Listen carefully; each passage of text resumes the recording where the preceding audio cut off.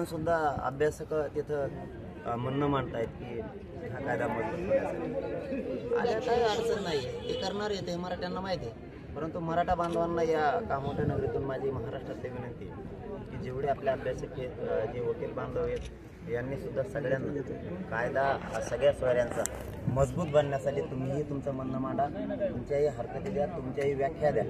आपणही मराठा समाजानं ताकदीनं तिकडं निवेदन सचिवांकडे सरकारकडे जाऊ द्या, ही मराठा समाजाला माझी विनंती आहे. कारण त्यांच्या तर येणार आहेत, ते तर आपण काय त्यांच्याकडून आपल्या बाजूने बोलतील हे असे करायची गरजच नाही.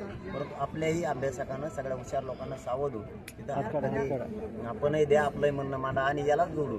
महाराष्ट्रातल्या मराठा समाजालाही माझं आव्हान आहे की आपण आपल्या जे मतदारसंघातले आमदार आहेत, जे मंत्री आहेत, यांना सगळ्यांना फोन करून सांगा की निवेदनं द्या की 15 तारखेला जे अधिवेशनात सगळ्या सोयऱ्यांचा कायदा आणला पाहिजे आणि त्याची अंमलबजावणी, कायद्यात रूपांतर अंमलबजावणी होण्यासाठी सगळ्या आमदारांना एकमतानं आवाज उठवला पाहिजे. आपण आपल्या मतदारसंघातल्या आमदारांना सांगा आणि माझंही सगळ्या आमदारांनी मंत्र्यांना आव्हान आहे की आपण सगळ्यांना या मराठा समाजाच्या सगळ्या सोयऱ्यांच्या कायद्याच्या बाजूने हा मजबूत करण्यासाठी, कायद्यात रूपांतर करण्यासाठी, अंमलबजावणी करण्यासाठी आपण ताकदीनं त्या दिवशी विषय मांडावा.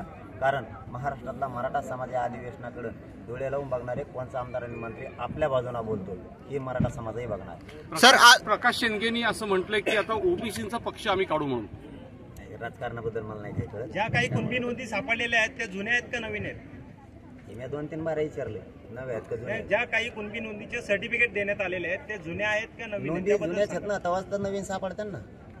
जुन्या नसल्यावर नवीन कुठून सापडतात? जुनं काहीतरी लिहून ठेवायला लागेल ना.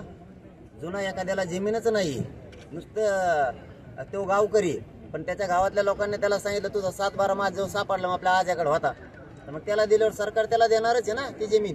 तसं आमच्या पूर्वीच्याच नोंदी आहेत, नव्यानं सापडल्या. सर, मराठा उद्योजकांसाठी मराठा संघटना या ठिकाणी काम करत आहेत. मराठा महोत्सवासाठी आपण उद्घाटनाला आलात, विरोधकांवर आपण प्रहार केलेला आहे आणि विशेष म्हणजे या मराठा आंदोलनामध्ये अनेक मराठी बांधवांवर केसेस पडलेले आहेत, अजूनही ते मागे घेतलेले नाहीत, काय सांगाल त्यामध्ये? मराठा महोत्सव या ठिकाणी झाला, त्यांना मनापासून शुभेच्छा दिल्या जातात. मराठा समाजानं सुद्धा राज्यभरातल्या त्यांना सपोर्ट द्यावा, कारण त्यांचा उद्देश एकदम चांगला आहे. आणि जो आपण मुद्दा मानलात की केसेसचा, सरकारनं तसं लिखित दिले, अंतरवालीसह महाराष्ट्रातले सगळे गुन्हे मागं घेऊ. बघूया प्रक्रिया कधी सुरू करतात ना, 10 तारखेला आमरण उपोषण सुरू होते. सर, आजचं सगळं भाषण बघितलं, सगळं भुजबळांवर तुम्ही घसरलेले आहात. ते गप्प बसत नाही ना, त्याने बसल्यावर मी काय बोला, मी बोलतच नाही त्याच्यावर. ते बावचाळ्या कोणकडे बोलत मग मला नाही निघत, कारण मी वाटतच नाही कोणाची विनाकारण. कारण मी सगळ्या जाती धर्माला धरून चालतो. तुम्ही माझे प्रत्येक स्टेटमेंट 5 महिन्यातल्याकडून बघा, एकाही ग्रामीण भागातल्या गोरगरीब ओबीसी बांधवाला माझ्याकडून वाईट शब्द नाही, त्याला मात्र सुट्टी नाही.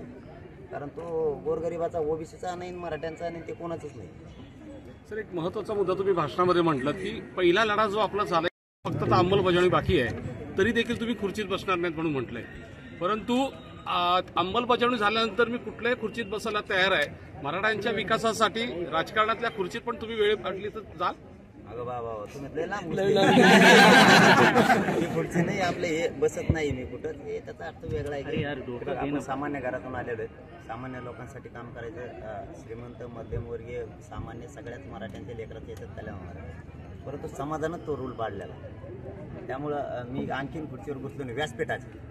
ते आता नंतर एकदा अंमलबजावणी समाजाला पूर्ण दिल्याच्या नंतर ही आमची सामाजिक खुर्ची, ती नको दादा आम्हाला. मराठा समाजाचं आरक्षणाची अंमलबजावणी आणि आपलं शरीर हे दोन्हीचा ताळमेळ आपण राखावा असं मराठा समाजाची मागणी आहे, काय सांगाल? त्याबद्दल मी प्रामाणिक मनानं सांगतो की खरंच शरीर साथ देत नाही, समाजाला माहिती आहे, सगळ्या डॉक्टरांना पण माहिती आहे.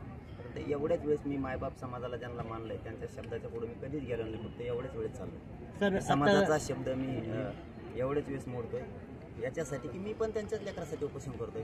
पण मला असं वाटतं ही अंमलबजावणी झाली तर करोडो लेकरांचं कल्याण होणार आहे, म्हणून शब्द ऐकत नाही. याचा अर्थ असा की त्यांच्या शब्दाच्या पुढे जातोय असं नाही आहे, परंतु त्यांच्याच लेकरासाठी त्यांचा शब्द ऐकत नाही की जो शब्द आहे की तुम्ही आमरण उपोषण करू नये. मी मात्र एवढ्या वेळेस करणार आहे समाजाच्याच लेकरासाठी. जसं सोशल मीडियातून वेगवेगळ्या चालेल माहिती नाही, परंतु आपला मराठा युवकांना काय संदेश असेल?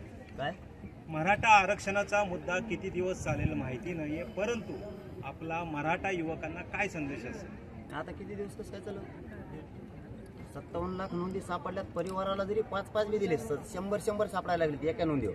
मराठा युवकांना काय संदेश? तेच सांगायलो ना, जर 5-5 मिळाले तरी 2 करोड मराठी आरक्षणात गेले. सगळ्या सोयऱ्यांचा कायद्याची आधी सूचना निघाली राजपत्रित, त्याचे आता कायद्यात रूपांतर होणारे, अंमलबजावणी होणार आहे. त्यामुळे आरक्षणाचा विषय संपणार आहे. फक्त मराठा बांधवांना एकच संदेश आहे, लेकरांना आता मराठ्यांच्या आता शिकून मोठे व्हा, अधिकारी बना, आम्हाला तुम्हाला त्या आरक्षणातून ते बघा. आता काही सरकारी नोकऱ्या वगैरे यांच्या जाहिराती सुटलेल्या आहेत.